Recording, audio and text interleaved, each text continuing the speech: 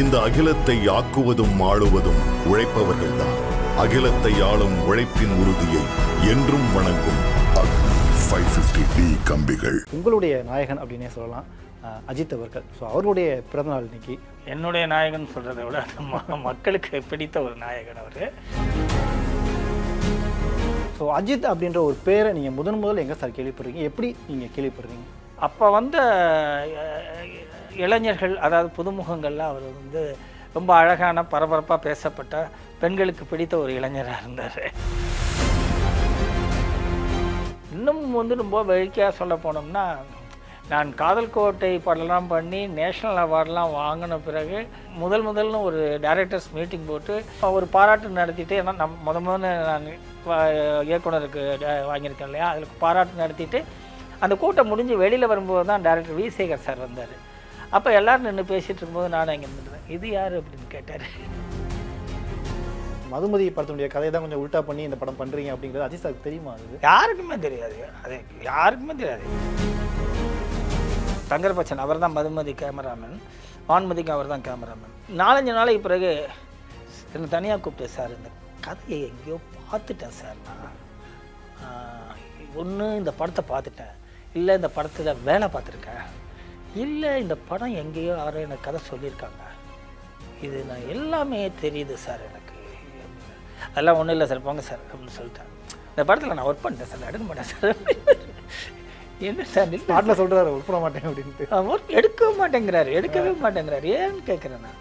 இல்லை, அது இந்த படம் ஏற்கனவே வந்துருச்சு சார், படம் வந்துருச்சு, நீங்கள் தான் வேலை பார்த்தோம், ரிலீஸ் ஆகி 140 நாள் ஓடிடுச்சு, அந்த படத்தை எடுத்துகிட்டு இருக்கோம் அப்படின்னு. சார் என்ன சார் அப்படின்னாரு. மதுமதி தாங்க, அதுதாங்க வான்மதின்னு பண்ணிகிட்ருக்கோம். அவர் கேட்டார், சார் அப்படின்னாரு. அவர் அந்த கதையை கேட்டபோது எனக்கு சொன்ன முதல் வார்த்தை வந்து, இதை அப்படியே எடுத்து கொடுத்தீங்கன்னா நான் வந்து 2-3 தலைமுறைக்கு சம்பாரிச்சிருவேன், நீ வந்து நேஷ்னல் லெவலில் பெரிய டைரக்டர் ஆகிடுவேன், அவார்டெலாம் வாங்குவேன், பட் எனக்கு கிளைமாக்ஸ் மட்டும் மாற்றிடு அப்படின்னாரு. ஓகே. நீங்கள் Oneindia Tamil Filmibeat நேயர்கள் அனைவருக்கும் வணக்கம். நான் உங்கள் ரஞ்சித் கண்ணன். இந்த ஒரு சிறப்பான நேர்காணலில் நம்ம கூட இருக்கிற பற்றி சொல்லணும் அப்படின்னா, தமிழ் சினிமாவினுடைய ஒரு முன்னணி இயக்குனர் மட்டும் கிடையாது, ஒரு பக்கம் பாடலாசிரியராக இருந்திருக்காரு, நடிகராகவும் சில படங்களை பண்ணியிருக்காரு. வேறு யாரும் இல்லை, இயக்குனர் அகத்தியன் அவர்கள். வணக்கம் சார். வணக்கம். எப்படி இருக்கீங்க? நல்லா இருக்கேன். நீங்கள் எப்படி? நல்லா இருக்கும் சார். ரொம்ப நாள் கழிச்சு உங்களை பார்க்குறோம். ஸோ இந்த ஒரு இன்டர்வியூவில் வந்து உங்களுடைய நாயகன் அப்படின்னே சொல்லலாம் அஜித் அவர்கள். ஸோ அவருடைய பிறந்தநாள் இன்னைக்கு. ஸோ அது சம்மந்தமாக அவரை பற்றி நிறைய விஷயங்கள் உங்கள்கிட்ட நம்ம ஷேர் பண்ணிக்கலாம். பேசுவோம். என்னுடைய நாயகன் சொல்கிறத விட மக்களுக்கு பிடித்த ஒரு நாயகன் அவர். இல்லை, எப்படி இருந்தாலும் ஆரம்ப காலகட்டங்களில் 2 வெற்றி படங்கள் நீங்கள் கொடுத்துருக்கீங்க. 2 படங்கள் பண்ணியிருக்கோம். ஸோ அஜித் அப்படின்ற ஒரு பேரை நீங்கள் முதல் எங்கே சார் கேள்விப்படுறீங்க? எப்படி நீங்கள் கேள்விப்படுறீங்க? அப்போ அவர் வந்து ஒரு 2-3 படம் பண்ணிகிட்டு இருந்தார். ஆசை கமிட் ஆகியிருந்தார். அந்த சமயத்தில் வளர்ந்து வருகிற இளம் நடிகர் இல்லையா அவர், அந்த முறையில் வந்து அவரை தொடர்ந்து நம்ம சினிமாவிலே இருக்கிறதுனால புதுமுகங்கள் வருகை, அதை பற்றிய செய்திகள் அப்படிலாம் இருக்கும் இல்லையா. அப்போ வந்த இளைஞர்கள், அதாவது புதுமுகங்கள்லாம் அவர் வந்து ரொம்ப அழகான பரபரப்பாக பேசப்பட்ட பெண்களுக்கு பிடித்த ஒரு இளைஞராக இருந்தார். அப்போவே ரொம்ப பெண்களுக்கு பிடித்த இளைஞராக இருந்தார். அது நான் நேரடியாக பார்த்துருக்கேன். சில பேட்டிகள்லேயே அதை நான் பதிவு பண்ணியிருக்கேன். அது பெண்களுக்கு பிடித்த இளைஞராக இருந்தார். அதனால வந்து நான் அப்படி தான் முதல்ல அவரை பற்றி கேள்விப்பட்டு, இப்போ சரி அவரை வைத்து படம் பண்ணலாம் அப்படின்னு ஒரு சிந்தனை வந்து அவரை தொடர்பு கொண்டோம். பட் ஆனால் நீங்கள் அதுக்கு முன்னாடியே சில படங்கள் ஒர்க் பண்ணியிருக்கீங்க, நிறைய ஹீரோக்கள் உங்களுக்கு பரிச்சயமாக இருந்திருப்பாங்க. இல்லை, அதில் என்ன ஒரு பெரிய விஷயம்னா, நான் யார்கிட்டையும் பர்டிகுலராக ஒர்க் பண்ணல, எனக்கு அந்த வாய்ப்பு கிடைக்கவே இல்லை. நான் வந்து அஜித் சாரை வச்சு பண்ணது வந்து 1995 வான்மதி பண்ணுறேன். நான் சினிமாவுக்கு வந்தது 1978 நான் சினிமாவுக்கு வந்தேன். பட் 78லேருந்து அந்த காலகட்டங்களில் அப்போ ஃபேமஸாக இருந்த டைரக்டர் வந்து M.A. காஜா. அப்போ அவர்கிட்ட வந்து நிறைய படங்கள் ஒர்க் பண்ணல, ஒரே ஒரு படம் ஒர்க் பண்ண தான் வாய்ப்பு கிடச்சிச்சு. ஒரு படம் முழுசாக ஒர்க் பண்ணேன்னு சொல்கிறத விட அங்கே இருந்தேன் அப்படின்னு சொல்லலாம். அப்படி தான் சொல்ல பதிவு பண்ணியிருந்தீங்க. இருந்தேன் அப்படின்னு சொல்லலாம். அதற்கு பிறகு ஒரு படம் அவரோட முழுமையாக வேலை பார்த்தேன்.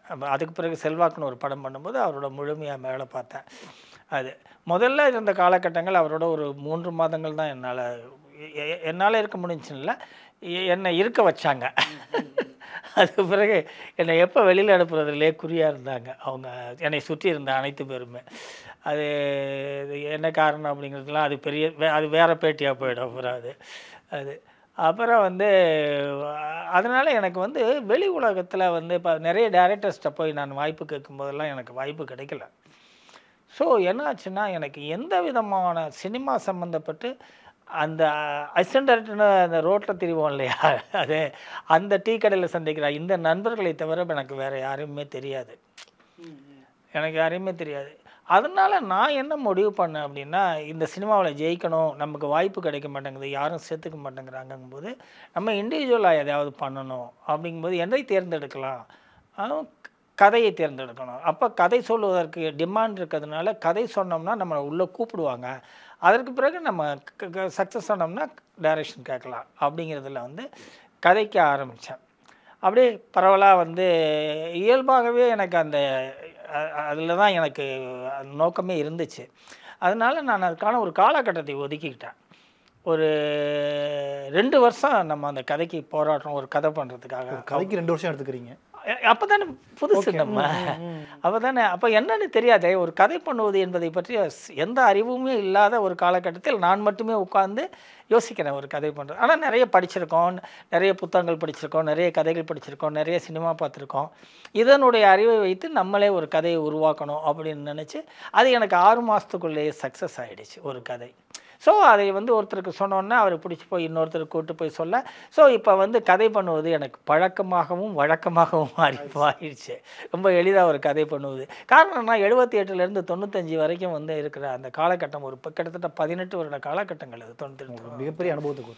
அந்த 18 வருட காலகட்டங்களில் வந்து எனக்கு வந்து அதற்கு பிறகு நான் வந்து கிட்டத்தட்ட நான் வந்து வான்மதி பண்ணும்போதெல்லாம் அம்மா கிரியேஷன்ஸ் மூலமாக ஒரு பரபரப்பாக தெரிஞ்ச கதையாசிரியராக இருந்தேன். எங்கே போனாலும் அகத்தியன் கதை சொல்லுவார் அப்படின்னு. நீங்கள் வந்து அவர் வெங்கட் சார் இறந்து போயிட்டார் அம்மா கிரியேஷன்ஸ், அவரோட பேட்டியில் கூட ஒரு பதிவு பண்ணியிருந்தார். அகத்தியனை கூப்பிட்டு உட்கார, அகத்தியன் வந்தார், நான் கதை கேட்டேன், ஒரு கதை சொல்லுங்கன்னா 2வது கதை சொல்லுங்கன்னா 3வது கதை சொல்லுங்கன்னா சொல்லிகிட்டே இருந்தார் அப்படின்னாரு. இன்னும் சொல்ல போனோம்னா கருப்பள்ளியப்பன் சார் வந்து அவர் ஒரு பதிவு பண்ணியிருக்காரு, நீங்கள் பார்த்தீங்கன்னா தெரியும். அம்மா கிரியேஷன்ஸில் அகத்தியன் இருப்பார், இதுக்கு சீன் கட்டாக சொல்லுவார், அதுக்கு சீன் கட்டாக சொல்லுவார்லாம் சொல்லியிருக்காங்க. ஸோ அந்த அளவுக்கு வந்து தயாராகிட்டேன். எனக்கு அந்த மாதிரி காலகட்டங்களில் வித்தியாசமான படங்கள் பண்ணணுங்கிற நோக்கத்தில் தான் நம்ம தயாரானது அது. ஆனால் அதற்கு எனக்கு இடம் கிடைக்கல. அதனால அஜித் அவர்கள் நீங்கள். ஆமாம், அதனால் வந்து எனக்கு எந்த நடிகரையும் தெரியாது. உங்களுடைய கேள்வி அதுதான். அது வந்து நடிகர்கள்லாம் நிறைய தெரிஞ்சிருக்குன்னு கேட்டிங்களா, எனக்கு எந்த நடிகர்களையும் தெரியாது. எனக்கு தெரிஞ்சது வந்து நான் கதை சொல்லுவேன் அப்படின்னு 2-3 பேரை போய் 2-3 பேரை பார்த்துருக்கேன். ஸோ அந்த காலகட்டங்களில் நான் அதற்கு முன்னால் ஒரு படம் பண்ணியிருந்தேன், அஜித் சாரை வச்சு பண்ணுறதுக்கு முன்னாடி ஒரு படம் பண்ணியிருந்தேன். அது வந்து ஒரு படம் இல்லை, ஒரு படம் வந்து மாங்கல்யம் தந்தோம் நான். அப்போ அந்த படத்தை பொறுத்தளவு அந்த படத்தில் தான் எனக்கு வந்து பிரபாகர் சார், அன்பாலயா பிரபாகர் சார் நெருக்கமானார் அவர். அதற்கு முன்னாடி ஒரு கதை வசனம் பண்ணியிருந்தேன், மனசுக்கேற்ற மகராசா பண்ணியிருந்தேன். அதனால் எனக்கு எந்த விதமான சினிமா தொடர்புகளும் கிடைக்கல. அந்த படம் ஓடியும் எனக்கு எந்த விதமான ரெகக்னிஷன் கிடைக்கல. அதற்கு முன்னாடி ஒரு படம் பண்ணியிருந்தேன், தப்பு கணக்கு அப்படின்னு. அப்போ எனக்கு தெரிந்த ஒரே ஒரு நடிகர் யார் அப்படின்னா வாகை சந்திரசேகர் மட்டும்தான், அவர் மட்டும்தான் தெரியும் எனக்கு. காரணம் என்னென்னா, காஜா சார்கிட்ட வந்து ஒர்க் பண்ணும்போது அவர் படத்தில் அவர் ஒர்க் பண்ணார். அது மட்டும் இல்லை, அவரோட பிரதர் வந்து டிசைனர் பாண்டியன் வந்து எனக்கு அப்போ அவர் பெரிய டிசைனர், அவர் அந்த இண்டஸ்ட்ரியில் அன்றைக்கி அவர் எனக்கு ரொம்ப க்ளோஸாக இருந்தார். அவர் தான் மாங்கல்யம் தந்தனுடைய ப்ரொடியூசர் அது. ஸோ அந்த காரணத்தினால எனக்கு தெரிந்த ஒரே நடிகர் வந்து அவர் தான். அது என்னோட பேசுகிறது, பாக்கி யாரையுமே எனக்கு தெரியாது. ஸோ அதுக்கு பிறகு மதுமதி பண்ணும்போது கூட மதுமதியில் வந்து புது பையனும் புது பொண்ணும் தான். அப்போவும் அங்கே பெரிய நடிகர்கள் யாரையும் தெரியாது. அதில் மற்றவங்க யாராவது நடித்தவங்க தெரியுமா அப்படின்னா வந்து ரவிக்குமார் சார் தான் நடித்தார். அதனால் அவர் ஒரு இயக்குனராக எனக்கு அதுக்கு முன்னாடியே நான் அன்பாலயாவுக்கு பொண்டாட்டி ராஜ்யம் கதைவசனம் பண்ணியிருந்த காரணத்தினால அப்படி தெரியும். ஸோ எனக்கு பெரிய சர்க்கிள்லாம் இல்லை, எதுவுமே இல்லை. நான் எனக்கு வந்து இன்னும் வந்து ரொம்ப வேடிக்கையாக சொல்ல போனோம்னா, நான் காதல் கோட்டை படம்லாம் பண்ணி நேஷ்னல் அவார்டெலாம் வாங்கின பிறகு முதல்னு ஒரு டைரக்டர்ஸ் மீட்டிங் போட்டு நான் போய் அங்கே நிற்கும் போது தான் ரொம்ப பேருக்கு என்ன தெரியும். அப்போ கூட ஒரு பெரிய வேடிக்கை என்ன அப்படின்னா, அந்த அந்த அதில் வந்து எனக்கு என்னை சின்ன ஒரு பாராட்டு நடத்திட்டு, ஏன்னா முதல்ல நான் இயக்குனருக்கு வாங்கியிருக்கேன் இல்லையா, அதில் பாராட்டு நடத்திட்டு அந்த கூட்டம் முடிஞ்சு வெளியில் வரும்போது தான் டைரக்டர் வி சேகர் சார் வந்தார். அப்போ எல்லோரும் நின்று பேசிகிட்டு இருக்கும்போது நானும் அங்கே நின்றுதேன். இது யார் அப்படின்னு கேட்டார். தேசிய விருது வாங்கின பிறகு தான் உங்களுக்கு தெரிய ஆரம்பிக்குது உங்களை எல்லாருக்கும். என்னை வெளியில் தெரிஞ்சதே வந்து காதல் கோட்டை பண்ண பிறகு கூட ரொம்ப பேர் வந்து, அதில் ஒரு பெரிய வேடிக்கை என்னென்னா, நான் வந்து நான் யாரையும் சந்திக்கிறதும் இல்லை. காரணம் என்னென்னா, அதற்கு முன்னால் பண்ண படங்களை வைத்து என்னை நான் இயக்குனரை மதிப்பிடுறது இல்லை, ஒரு இயக்குனரை நான் மதிப்பிட்டது இல்லை. காரணம் என்னென்னா, எனக்கு மிகப்பெரிய மதிப்பு வைத்திருந்த இயக்குனர்கள் Sridhar sir, Balachander sir, Bharathiraja sir, Balu Mahendra sir, Mahendran sir, இப்படின்னு எனக்கு வந்து இவர்களெல்லாம் எனது மிகப்பெரிய மரியாதைக்குரிய இயக்குனர்கள். ஸோ இவங்களை டேரக்டர்னு சொல்கிற நம்மளை எப்படி டேரக்டர் சொல்லிக்கிறது அப்படின்னு எனக்கு அதில் ரொம்ப இல்லை, எனக்கு ரொம்ப தெளிவான சிந்தனையே இருந்துச்சு. அதில் நான் வந்து அதில் இன்ஃபீரியாரிட்டி காம்ப்ளெக்ஸ்லாம் ஒன்றும் இல்லை. அந்த இடத்துக்கு இன்னும் நம்ம போகவே இல்லை. நம்ம பண்ணுற படங்கள் வந்து ஏதோ கமர்ஷியலாக இருக்குது, அதுக்கு பேர் டைரக்ஷன் சொல்கிறாங்களே தவிர இது அல்ல டைரக்ஷன் அப்படின்னு எனக்கு தெளிவாகவே இருந்தேன் நான் அதில். அதனால என்ன நான் டைரக்டர்னு சொல்லிக்கிட்டதே இல்லை, எந்த பத்திரிகையாளரையும் சந்தித்தது இல்லை. அது காதல் கோட்டைக்கு பிறகு தான் நான் பத்திரிகையாளர்களை சந்தித்து நான் ஒரு இயக்குனருங்கிறத நானே ஒத்துக்கிறேன் அப்படின்னு சொன்னேன். அதனால எந்த விதமான கான்டாக்டும் எனக்கு இல்லை, யாரையுமே தெரியாது. எனக்கு தெரிஞ்சதெல்லாம் வந்து ஒரு சில தயாரிப்பாளர்கள் கதை சொன்ன வகையில் அவர்களுக்கு தான் தெரியும். அதே மாதிரி சிவசக்தி பாண்டியன் சார் கதை சொல்லும்போது யாரை போடலாம் அப்படின்னு பேசுவோம், அஜித் சார் அஜித் போடலாம் அப்படின்னாரு. சரி போய் அஜித் போடலாம். இப்போ வளர்ந்து வருகிற பையன் அவர், ஒரு 22-23 வயசு இருக்கும். ரொம்ப ரொம்ப சொல்ல போனோம்னா அது ஒரு மாதிரி அழகாக வேறு இருப்பார், ரொம்ப அழகாக வேறு இருப்பார் அவர். அது பட் ஆனால் நீங்கள் இந்த மதுமதி படத்தினுடைய கதையை தான் கொஞ்சம் உல்ட்டா பண்ணி இந்த படம் பண்ணுறீங்க அப்படிங்கிறது அஜித் சாருக்கு தெரியுமா? அது யாருக்குமே தெரியாது, அது யாருக்குமே தெரியாது. ஈவன் பாண்டியன் அது வந்து நான் வந்து மதுமதியை வந்து ஒரு தயாரிப்பாளர் பார்க்கணுன்னு சொன்னார். எனக்கு டைரக்ஷன் தர்றேன், நீங்கள் பண்ண படத்தை பார்க்கணுன்னு சொன்னார். சரின்னா அதுக்கு பெட்டியை வாங்குறதுக்காக தான். அதாவது அப்போ பெட்டி இப்போ மாதிரி இல்லை, அப்போ பாக்ஸு, உங்களுக்கு ஃபிலிம் பாக்ஸு. அப்போ மீரான் சார் ஸ்ட்ரீட்டில் வந்து சிவசக்தி பாண்டியன் சார் வந்து ஒரு சின்ன டிஸ்ட்ரிபியூட்டராக ஒரு சின்னமாக ஒரு ஆஃபீஸ் இருக்கும். அதில் ஒரு பெட்டியெல்லாம் வச்சுட்டு அங்கே இருப்பாங்க அவங்க. அப்போ அவர்கிட்ட இருந்துச்சு அப்படின்னு பிரபார் சார்கிட்ட போய் கேட்டால் பாண்டியன்கிட்ட இருக்க, நீங்கள் போய் வாங்கிக்கங்கன்னாரு. நான் பாண்டியன் சார்கிட்ட போனேன், அவர் தான் கொடுத்தாரு, அந்த பெட்டியை கொடுத்தாரு. திருப்பியும் அதை வாங்கிறதுக்காக அவருக்கு நன்றி சொல்கிறதுக்காக போகிறேன். அப்போ வந்து நம்ம டைரக்ட் பண்ணுவோம், நீங்கள் டைரக்ட் பண்ணுங்க அப்படின்னாரு. எனக்கு என்ன கேட்டிங்க நீங்கள்? அதாவது இந்த மதுமதி படத்தை நீங்கள் உல்ட்டா பண்ணுறீங்க, ரைட்டு அப்படின்னாரு. அப்போ வந்து நான் பாண்டியன் சாருக்கு நான் வந்து படம் பண்ணலாம் அப்படின்னோடனே நான் காதல் கோட்டை கதையை சொல்கிறதுக்காக போகிறேன். ஏன்னா அந்த காதல் கோட்டை கதையே 93 to 95 காலகட்டத்துக்குள் உருவான கதை அது. அப்போ நான் வந்து அம்மா கிரியேஷன்ஸ் சிவா சார், என்னை வந்து வெங்கட் சாரும் சிவா சாரும் அறிமுகமாகி என்னை நிறைய இடங்களுக்கு கதை சொல்ல அனுப்பிட்டு இருந்த காலகட்டம் அது. அதனால் நான் காதல் கோட்டை கதையை சொல்கிறதுக்கு தான் பாண்டியன் சார்கிட்ட போய் உட்காந்து, சரி படம் பண்ணலாம் சார், ஒரு கதை சொல்கிறேன் அப்படின்னு. அவர் உடனே என்ன கேட்டது, மதுமதி மாதிரி ஒரு கதை கொடு அப்படின்னு கேட்டார். அது அப்போ என்னென்னா, அப்போ வந்து தன்னுடைய பேட்டியில் ஒரு ஸ்பீச்சில் அந்த படத்தை பற்றியும் கருப்பழனியப்பன் சார் பேசியிருப்பார். ஒவ்வொரு சென்டர்லையும் எப்படி அந்த படம் ஓடும் அப்படின்னு சொல்லி பேசியிருப்பார். அது ஒரு இன்ட்ரெஸ்டிங்காக இருக்கும். அந்த படம் வந்து டிஸ்ட்ரிபியூட்டர் சைடில் மிகப்பெரிய வருமானத்தை கொடுத்த படம் மதுமதி. அது எந்த ஊரில் போட்டாலும் ஒரு 30 நாள் 40 நாள் போகும். பக்கத்து ஊரில் போட்டாலும் அது ஓடும். அதுக்கு என்னன்னே தெரியாது. அது இவ்வளவுக்கும் அதுக்கான காரணங்களெல்லாம் எனக்கு இது வரைக்கும் கண்டுபிடிக்க முடியாது, ஏன் ஓடிச்சு அப்படின்னு. அவ்வளவு என்னுடைய கரியரில் அவ்வளவு சிறந்த படமா அப்படின்னா இல்லை அது. ஆனால் அது ஒரு என்டர்டெயின்மெண்ட்டான ஒரு ஜாலியான ஒரு படம் அது. யார் வேண்டுமானாலும் எளிதாக கையாளக்கூடிய ஒரு கதை. அதுக்கு இவங்க தான் பண்ணணும், இவங்களால தான் பண்ண முடியும் அப்படிங்கிறதுனால யார் வேணுமானாலும் பண்ணலாம். பெரிய அறிவு கூட தேவைப்படாத படம். அதை பற்றி ஒரு வாரப்பத்திரிகையில் வந்து விமர்சனம் எழுதும்போது மது இருக்கிறது மதி இல்லை அப்படின்னு தான் எழுதியிருந்தாங்க. நான் அதை ரசிப்பேன். அதனால வந்து அது உண்மையாக தானே, நமக்கே தெரியுமே அதில் மதி இல்லை அப்படிங்கிறது நமக்கே தெரியுமே. அந்த கதைக்கெல்லாம் வந்து ஒரு அந்த மதுமதி என்ற கதை பண்ணினேன் நான் அப்படின்லாம் சொல்லிக்கவே முடியாது. ஏன்னா அதில் வந்து அது அது ஓடும்போது எனக்கு சினிமா மேல் பயம் வந்தது. என்ன பண்ண போகிறோம் இந்த சினிமாவில், நமக்கு இது தெரியாது, கட்டாயத்திற்காகத்தானே இதை பண்ணணும் அப்படின்னு. ஆக்சுவலாக என்னென்னா, நான் சொன்னது கோகுலசுதி கதை பிரபாகர் சாருக்கு. சரி நீங்கள் பண்ணுங்க அப்படின்னு அட்வான்ஸ் கொடுத்துட்டாரு. திருப்பி அதை கூப்பிட்டு அது ரொம்ப கிளாஸாக இருக்குது, ரொம்ப வேறு மாதிரி அது வேலையெல்லாம் வாங்கணும், அது முதல் படத்தில் உங்களுக்கு சரிப்படுமான்னு எனக்கு தெரியல, எனக்கு ஜாலியாக ஒரு கதை சொல்லுங்கன்ட்டார். எனக்கு ஜாலியாகலாம் கதையே தெரியாது. நான் ரொம்ப சீரியஸாக திங்க் பண்ணிகிட்டு இருந்த காலகட்டம். அதாவது சினிமாவில் வந்து அதான் சொன்னேனே, இந்த டைரக்டரெல்லாம் பார்த்து வளர்ந்தவனா, அவங்களையெல்லாம் பார்த்து வளர்ந்தவனா. காஜா சாருக்கே நான் வந்து அவர்கிட்ட போய் சேரணும்னு ஆசைப்பட்டது அவருடைய ஒரு விடுகதை ஒரு தொடர்கதைன்னு ஒரு படம் வந்துச்சு. ரொம்ப கிளாஸ் மூவி அது. அதில் ரொம்ப முக்கியமாக பார்த்திங்கன்னா, அதற்கு பின்னாடி தமிழ் சினிமாவை வந்து ஆண்ட 3 பெரிய டைரக்டர் அதுக்குள்ளே இருப்பாங்க. ஒன்று வந்து ராஜசேகர் சார், அவர் பெரிய டைரக்டராக இருந்தார். எல்லா பெரிய, அதாவது எஸ்பிஎம் சாருக்கு முன்னாடியெல்லாம் வந்து அவர் எல்லா பெரிய ஆர்டிஸ்டையும் வச்சு படம் பண்ணவர். அப்புறம் ராம்நாராயண் சார், அப்புறம் எம்ஏ காஜா சார், இது 3 பேரும் அதுக்குள்ளே இருந்தாங்க. ஆக அந்த படம் பார்க்கும்போது எனக்கு வந்து இப்படிலாம் ஒரு படமா அப்படின்னு. ஒரு வாரப்பத்திரிகை வந்து அந்த படத்துக்கு விமர்சனம் எழுதும்போது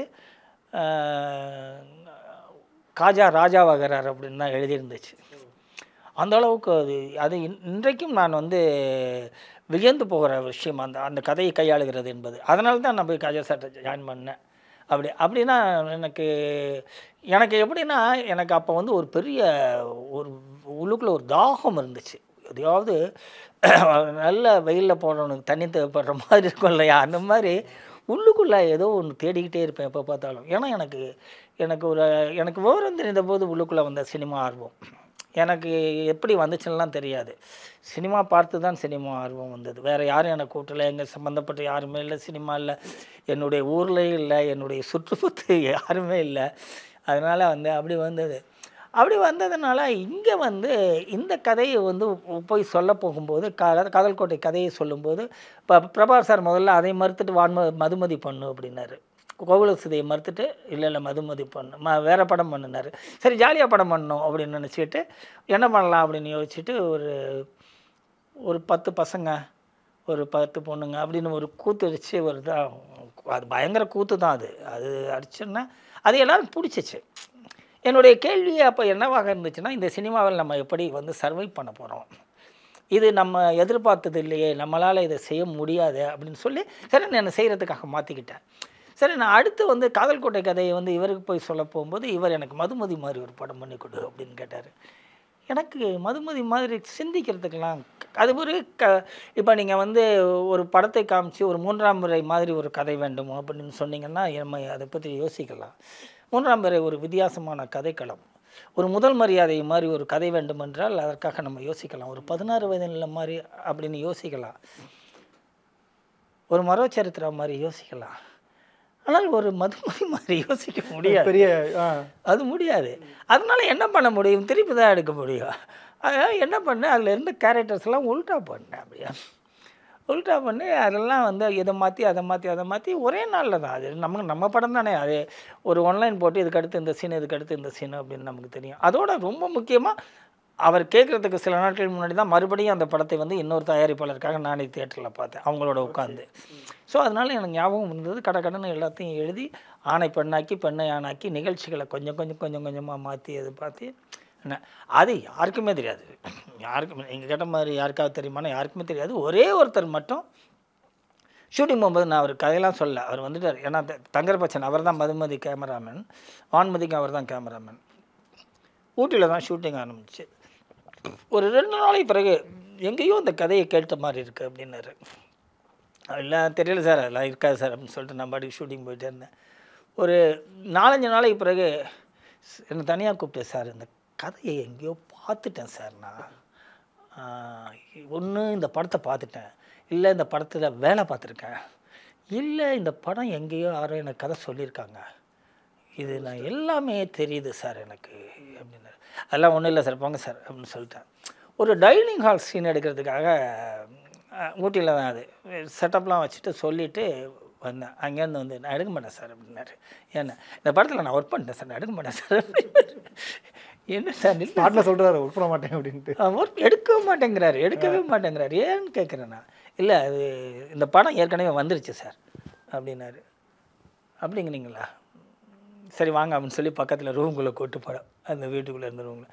சரி படம் வந்துருச்சு, நீங்கள் தான் வேலை பார்த்தோம், ரிலீஸ் ஆகி 140 நாள் ஓடிடுச்சு, அந்த படத்தை எடுத்துகிட்ருக்கோம் அப்படின்னா. சார் என்ன சார் அப்படின்னாரு. மதுமதி தாங்க, அதுதாங்க வான்மதின்னு பண்ணிகிட்ருக்கோம். அவர் கேட்டார், சார் அப்படின்னாரு. ஒன்றும் கவலை இல்லை வாங்க. ப்ரொடியூசர் கேட்டார், ப்ரொடியூசருக்கு பிடிச்சி போச்சு, அவர் ரசிச்சிட்டாரு, படம் எடுக்கிறோம், ஆடியன்ஸ் பிடிச்சப்போ அதுவும் 100 days போச்சு வான்மதியும். அதற்கு பிறகு பாண்டியன் சார் வந்து ஏதோ வித்தியாசமாக கதை வச்சுருக்கேன் நீ சொல்லு அப்படின்னாரு. அப்புறம் வந்து சொன்னேன் அந்த கதையை, காதல் கோட்டையை சொன்னேன். அப்படியா அவர் அந்த கதையை கேட்டபோது எனக்கு சொன்ன முதல் வார்த்தை வந்து, இதை அப்படியே எடுத்து கொடுத்தீங்கன்னா நான் வந்து 2-3 தலைமுறைக்கு சம்பாரிச்சிருவேன், நீ வந்து நேஷ்னல் லெவலில் பெரிய டைரக்டர் ஆகிடுவேன், அவார்டெலாம் வாங்குவேன், பட் எனக்கு கிளைமாக்ஸ் மட்டும் மாற்றிடு அப்படின்னாரு. ஓகே, நீங்கள் பிரியிற மாதிரி வச்சுருந்துருப்பீங்க. பிரியிற மாதிரி வச்சுருந்தேன், நான் வச்சுருந்தேன், கிளைமாக்ஸ் மட்டும் மாற்றிடு அப்படின்னாரு. ஏன் சார் அப்படின்னா, நான் ஒரு படம் பார்க்குற ஆடியன்ஸ், ஒரு டிஸ்ட்ரிபியூட்டருங்கிறத விட்டு நான் படம் பார்ப்பேன். படம் பார்க்கும்போது இந்த லவ் சேரலைன்னா எனக்கு கோபம் வந்து ஸ்க்ரீனை கிளிக்கலான்னு தோணும், எனக்கு சேர்த்து வச்சிட்டிங்கன்னா சந்தோஷம் வரும் எனக்கு அப்படின்னாரு. ஓகே சார், அப்போ நீங்கள் வந்து ஒரு தயாரிப்பாளராக மட்டும் இல்லாமல் ஒரு பார்வையாளனாக கேட்குறீங்க இல்லையா, அதனால் நான் அதை சேர்த்து வைக்கிறேன்னு சொல்லி, நான் வந்து கதை வந்து ஷூட்டிங் போகும்போதே அவங்க சேர்ந்துருவாங்கங்கிறதுல தான் கதையெல்லாம் வந்து பண்ணி, அதுக்காக தான் எப்படி சேர்றதுங்கிறதுக்காக தான் சொட்டர்லாம் பண்ணி எல்லாம் பண்ணேன். பட் இப்போ ரீசெண்டாக ஒரு ஒரு இதில் உழவிக்கிட்டு இருக்கு. என்னென்னா, கடைசி நேரத்தில் நான் கிளைமாக்ஸ் மாற்றுறேன் அப்படின்லாம். அதுக்கு நிறைய பதில் சொல்லிட்டேன்னா, அது கடைசி நேரத்தில் கிளைமாக்ஸ் மாற்றுற படம்லாம் இல்லை அது. ஏன்னா நான் வந்து ஊட்டியில் இருக்கும்போது சொட்டர் பண்ணுறதா காமிச்சு, ராஜஸ்தானில் எடுக்கும்போது சொட்டர் வர்றதா காமிச்சு, கதைக்குள்ளே சொட்டரை உள்ளே கொண்டு வந்து சொட்டரை வச்சு தான் கதையை நகர்த்திக்கிட்டு இருக்கேன் நான். அந்த சொட்டரை தான் நான் கிளைமாக்ஸில் யூஸ் பண்ணுறேன். அதனால் அதை வந்து கிளைமாக்ஸில் திடீர்னு ஒரு 2 சொட்டரை எடுத்துகிட்டு வரலாம் சொல்ல முடியாது, தாமரைப்பூ போட்டு. அதுவும் சென்ட்ரல் ஸ்டேஷனில் ராத்திரி 2 மணிலேருந்து 4 மணிக்கு வரைக்கும் தான் பர்மிஷன் கொடுத்தாங்க. அந்த அந்த அந்த லாஸ்ட்டு கிளைமாக்ஸ் போர்ஷன் இருக்குது பார்த்தீங்களா, அது வந்து அந்த ட்ரெயின் நிற்கிறது, ஓடி வந்து ட்ரெயினில் கொண்டு வந்து ஏற்றி உட்கார வைக்கிறது, அதுக்கு பிறகு வந்து ட்ரெயின் கிளம்புறது, அஜித் கேட்கும்போது தேவயானி குதிக்கிறது, வந்து சேர்றது, இது 2 மணிலேருந்து 4 மணி வரைக்கும் எடுத்து அவ்வளோதான் பர்மிஷன் கொடுத்தாங்க. பாக்கி எல்லாமே வந்து எக்மோர் ஸ்டேஷனில் சில ராத்திரி பர்மிஷன் கொடுத்தாங்க. அப்புறம் இங்கேருந்து அரக்கோணத்தில் கொடுத்தாங்க பர்மிஷன். ஸோ இது எல்லாத்தையும் மேட்ச் பண்ணி அதுக்குள்ளே பார்த்தீங்கன்னா மீட்டர் கேஜில் போயிட்டுருக்கோம், அப்புறம் ப்ராட் கேஜில் போயிட்டுருக்கோம், அப்புறம் மீட்டர் கேஜில் போகும், அந்த மாதிரி மாறி இருக்கும். அதுக்குள்ளே அது ரொம்ப ட்ரெயின்கிற கவனிக்கல, அது ஒரு மிஸ்டேக் இல்லை. அதே இமோஷனலாக இருந்ததுனால உள்ளுக்குள்ளே அந்த நிகழ்ச்சி அவங்க பிரிஞ்சு போகிறது, அதுக்குள்ளே இந்த இமோஷனில் அவங்க கவனிக்கல. அதை இந்த அகிலத்தை ஆக்குவதும் ஆளுவதும் உழைப்பவர்கள்தான். அகிலத்தை ஆளும் உழைப்பின் உறுதியை என்றும் வணங்கும் 550D கம்பிகள்.